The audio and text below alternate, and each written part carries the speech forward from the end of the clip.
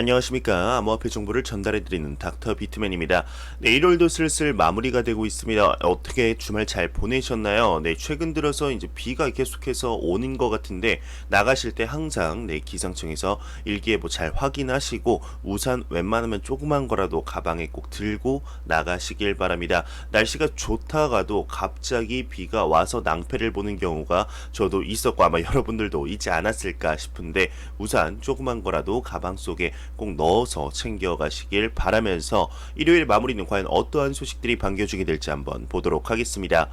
네, 최근 들어서 지금 암호화폐 시장이 그리 좋지 못한 모습을 보여주는 것 같습니다. 비트코인의 가격이 이제 거의 $10,000 부근까지 갔다가 $8,800까지 하락을 하고 지금 최근 들어서 조금씩 다시 상승을 하고 있는데 참 심리적 저항선이 $10,000 넘기가 쉽지가 않은 것 같습니다. 그리고 반감기 이슈와 더불어 계속해서 상승을 하는 듯해 보이지만 그와 반대로 지금 안 좋은 모습도 계속해서 보여주고 있죠. 네, 그러면서 이런저런 소식들이 굉장히 많이 나오고 있습니다. 네, 비트코인의 평균 수수료는 올 들어서 지금 2213% 상승을 했다고 합니다. 네, 반감기 이후로는 144% 올랐다고 하는데, 네, 지금 이제 비트인포 차트에 따르게 되면 지난 20일 비트코인 평균 수수료는 6.64달러까지 오르며 2018년 7월 이후 가장 높은 수준을 기록했다고 합니다.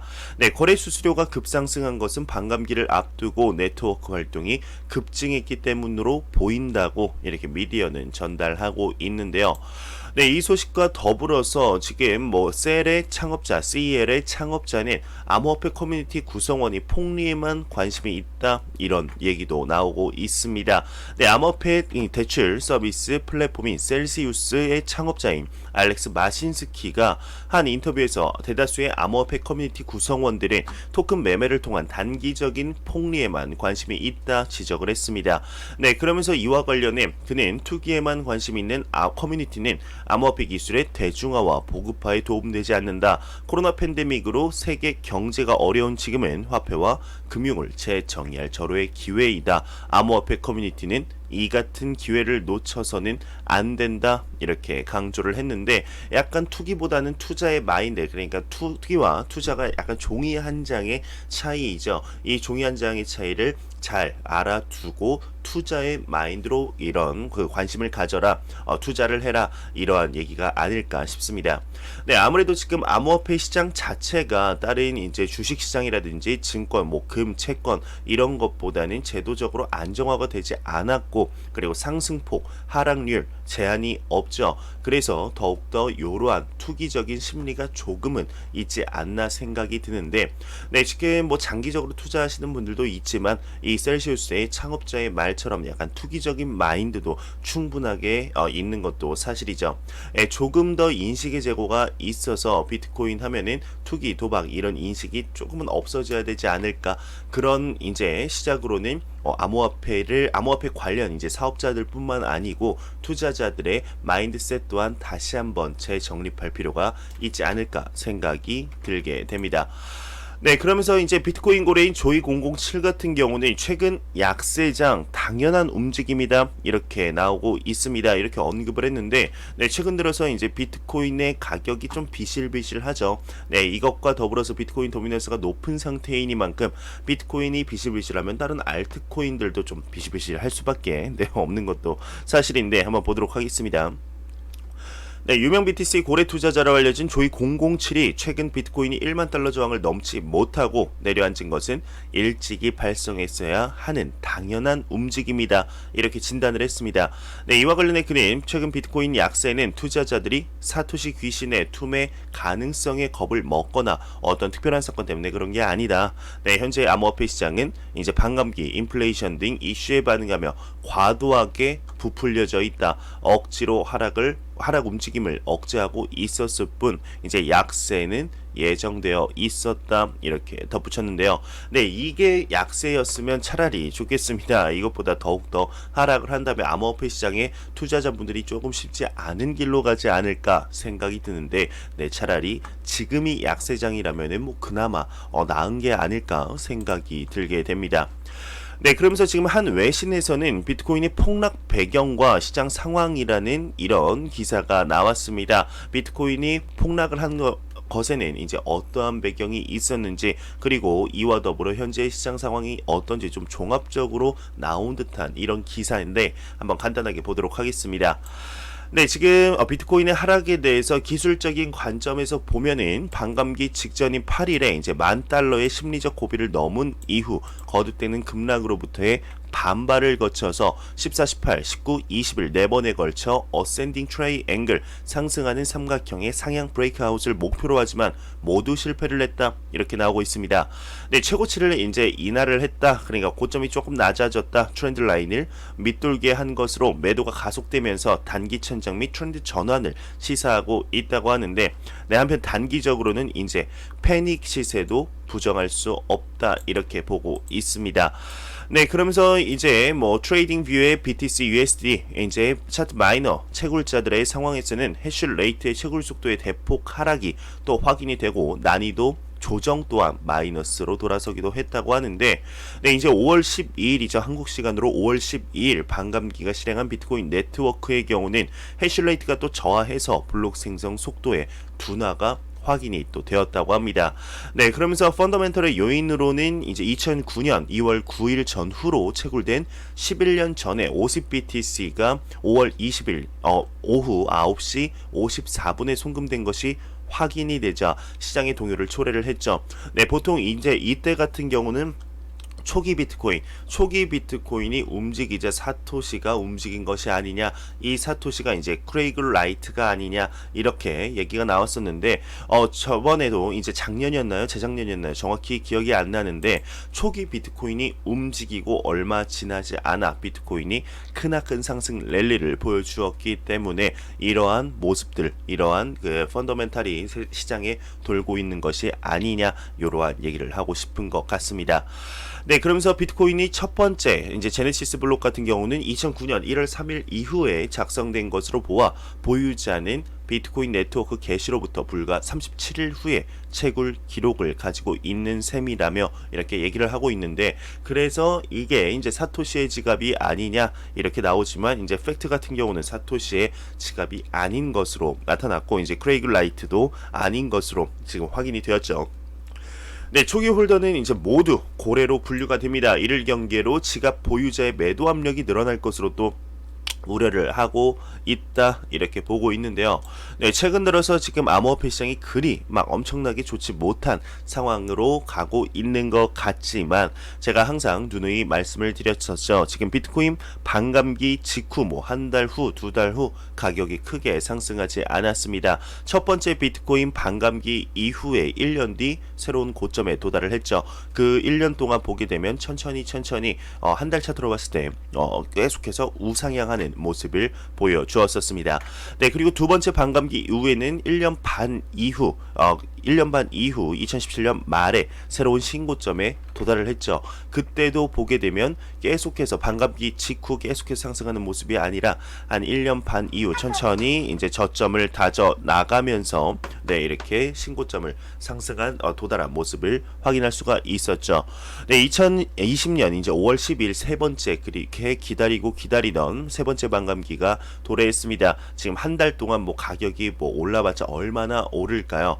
네, 지금 저희가 봐야 되는 거는 뭐 단기적이 아니라 약간 중장기적으로 봐야 되지 않을까 생각이 듭니다. 네, 짧게는 한 2021년 말, 좀 길게 보면 2022년 이제 초중반 정도의 새로운 고점에 도달할 수 있는 가능성이 충분히 있지 않을까 개인적으로 생각이 들게 됩니다.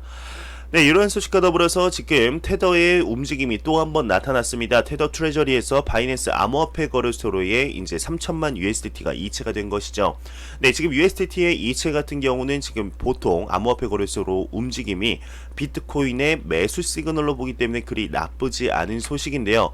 네, 최근 들어서 지금 이 USDT의 계속되는 추가 발행으로 인해서 시가총액 3위의 자리를 리플 XRP가 이제 좀 내려온 모습을 보여주고 있습니다. 네, 물론 코인 마켓캡 기준으로긴 한데 지금 글래스노드 데이터만 보더라도 테더의 전송수가 최고치에 도달하고 있다고 합니다. 간단하게 보도록 하겠습니다. 네, 최근 테더의 USDT 순환 공급이 크게 늘고 있다. 아마 이 얘기는 여러분들도 아실 거죠.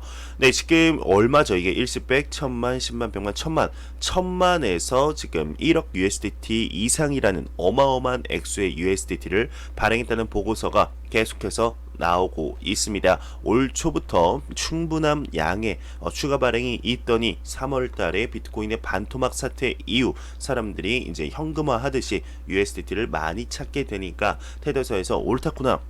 한번 추가적으로 발행해보자. 추가적으로 발행할수록 수요가 계속해서 대폭적으로 느는 모습이 확인이 된 것이죠. 이 USDT의 이제 추가 발행이 왜 더욱더 관심을 받게 됐냐? 2017년 말, 2018년 초에 초강세장 때 또한 USDT의 엄청난 양의 추가 발행이 있었기 때문에 아마 많은 전문가들이 USDT의 추가 발행이 또 가격 상승을 견인시키는데 충분한 요인이 되지 않을까 이렇게 생각을 하고 계신 것 같습니다. 네, 그러면서 이제 USD가 계속해서 이렇게 증가를 하고 있다. 지금 일시백, 천만, 10만, 100만, 천만, 4천만 USDT가 이제 바이낸스 거래소로에 이전됐다, 보고했다. 네, 방금 전에 이제 언급해드린 이런 기사를 또 한번 언급해드린 것 같습니다. 네, 그러면서 이제 이런 소식도 나오죠. 네, 보시게 되면은 최고치를 달성한 새로운 USDT 지갑수 리플은 테더에게서 3위를 되찾다. 네, 이 내용만 보게 되면은 지금 USDT가 추가적으로 발행이 됐다. 하지만 리플이 다시 한번 시가총액 3위에 올라왔다. 이런 얘기인 것 같은데 지금 코인 마켓캡에서 보게 되면은 다시금 4위의 모습을 볼 수가 있습니다. 참으로 안타깝죠. 이래서 또 한번 또 리또속 얘기가 나오는 것 같은데요. 네, 일단 이 내용 한번 간단하게 보도록 할까요?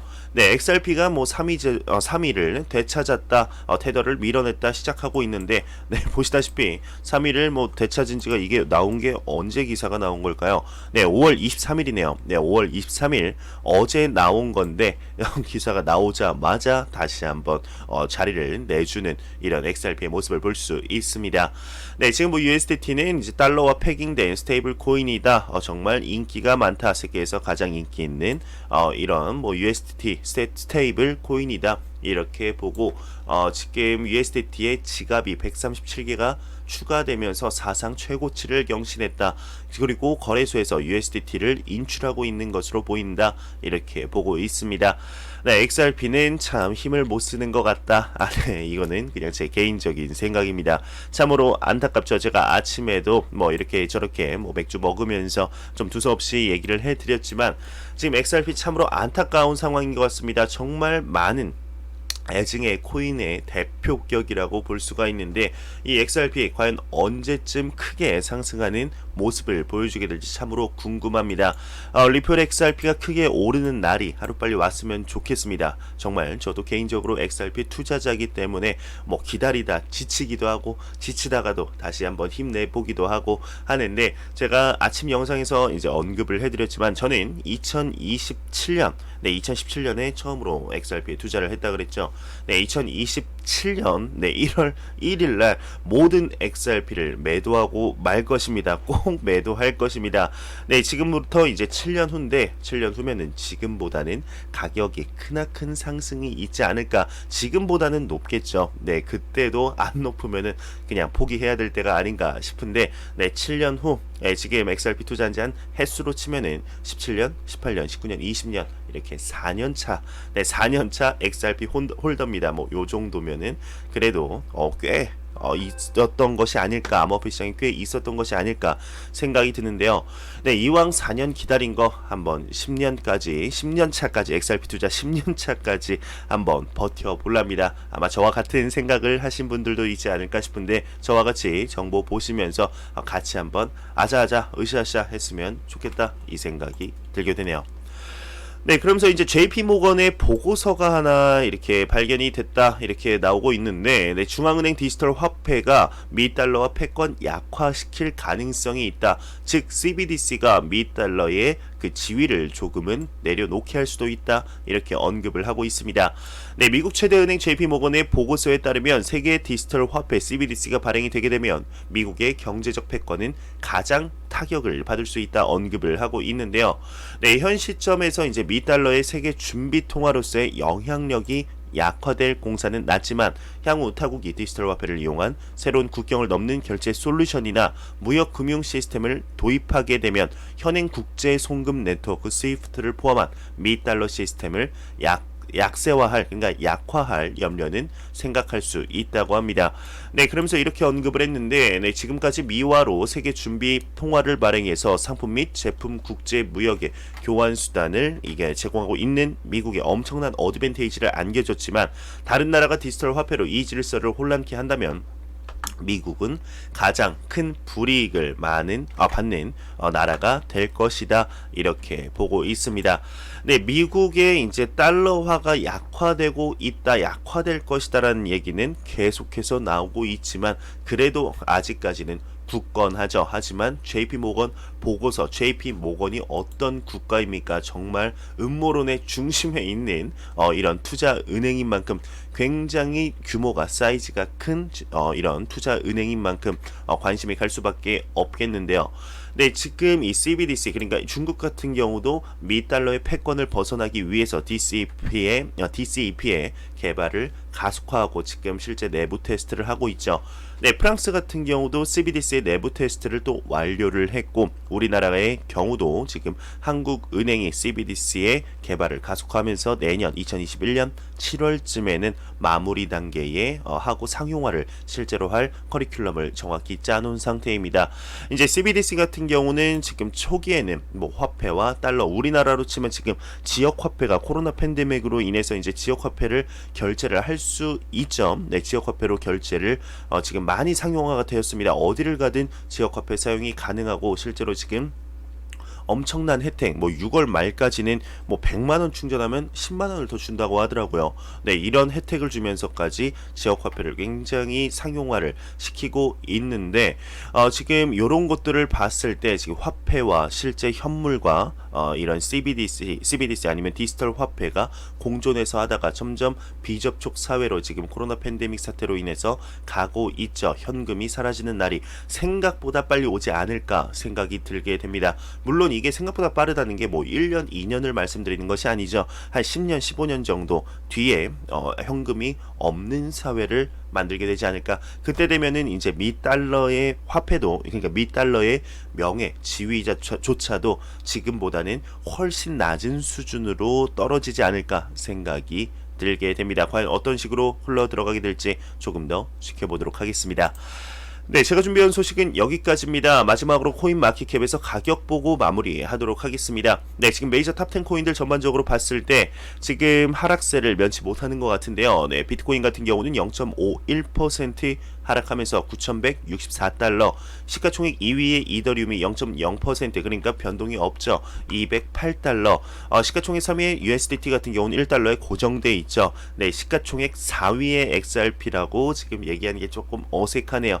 네, 그래도 시가총액 4위로 좀 떨어진 XRP의 경우 1.29% 하락하며 0.19달러를 보여주고 있습니다. 네, 비트코인 도미넌스 같은 경우는 66.0%로 어제 대비 0.2% 하락했지만 뭐 0.2% 하락한 게 뭐 그리 중요하겠습니까? 지금 매우 높은 암호화폐의 비트코인 시가총액 점유율을 볼 수가 있겠습니다. 네, 제가 준비해온 소식은 여기까지입니다. 영상이 도움이 되셨다면 구독과 좋아요 그리고 광고 한 편만 처음부터 끝까지 시청해 주시기 바랍니다. 이 채널은 오직 광고 수익으로 운영이 되게 됩니다. 항상 영상 시청해 주시는 시청자분들, 구독자분들 너무나 감사합니다. 저는 다음 영상으로 찾아뵙도록 하겠습니다. 지금까지 닥터 비트맨이었습니다. 감사합니다.